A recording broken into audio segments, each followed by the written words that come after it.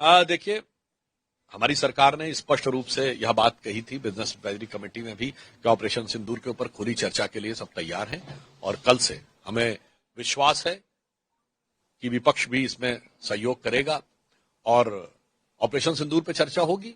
Operation सिंदूर भारत के इतिहास के और विश्व के, मैं कहूंगा कि जो स्ट्रेटेजिक ऑपरेशंस का एक अभूतपूर्व ऑपरेशन है।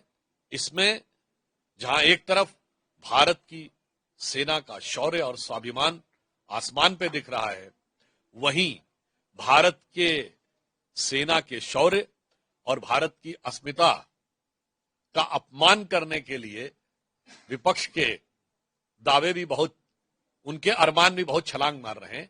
मगर मुझे लगता है डिबेट देखने के बाद, संसद में चर्चा देखने के बाद देश की जनता को स्पष्ट रूप से सत्य का आभास हो जाएगा। डिबेट होगी या कल विपक्ष फिर विरोध करेगा? हम आशा करते हैं कि कल से इसकी सामान्य चर्चा होनी चाहिए, क्योंकि देश का संसद चर्चा करने के लिए होता है, हंगामा करने के लिए। तेजस्वी बोलते हैं कि बहिष्कार करेंगे हम चुनाव का। मुझे लगता है कि इस प्रकार की बातें वो इसलिए कर रहे होंगे कि शायद उन्हें लग रहा होगा कि हार अवश्यंभावी है।